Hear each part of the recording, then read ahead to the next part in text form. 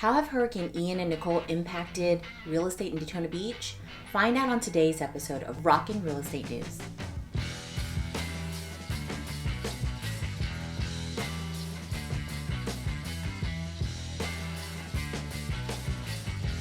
Welcome to Rockin' Real Estate News. I'm Alice Cooper and I look forward to answering what's rockin' in Daytona Beach real estate. Most of us were impacted by Hurricane Ian and Tropical Storm Nicole in some way. If not directly, you certainly have family, friends, or co-workers that are still dealing with the aftermath.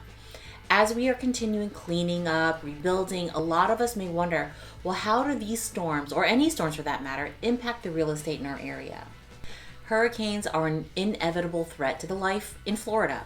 There always have been, and there always will be, but they've never stopped people from flocking to the Sunshine State.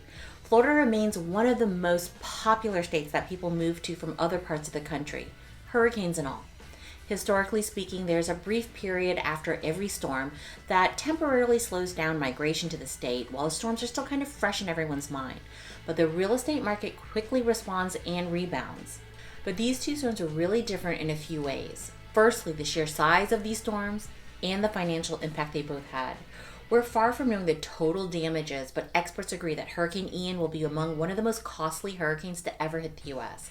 It made landfall in one of the state's most expensive markets and then proceeded to cross the I-4 corridor, impacting millions of homes. Then just 43 days later, Volusia County experienced damage from our beaches from Tropical Storm Nicole, with initial estimates at $481 million. And it comes at a time when the state is already facing a major insurance crisis. At least a dozen insurance companies have either gone out of business or pulled out of the state since 2017. Now, this is forcing thousands of new policies to Citizens Insurance. It's the state-funded insurer of last resort. In 2022, Citizens saw a 50% increase in new policies. During a special session last month, lawmakers passed legislation to reduce litigation and steer more policies to the private market, and hopeful that this change will have a positive impact on the insurance industry. So how will this impact you as a homeowner? It means that you can very likely expect homeowners insurance to go up yet again. Experts expect more carriers will pull out of the state and are predicting insurance rates to increase by 30 to 50% in the next year. So we're also expecting much tighter requirements for financing for oceanfront condos in the future. We were already seeing some changes in the condo financing requirements having to do with structural engineering certifications, and those requirements will certainly tighten even further after Nicole left her mark.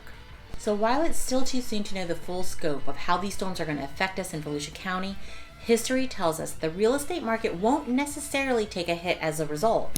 Any slowing in the market will be temporary. People will factor in the cost of insurance when purchasing, and building standards will be revised. As in the past, we will recover from the storm, and good or bad, people will soon forget the damage hurricanes can cause.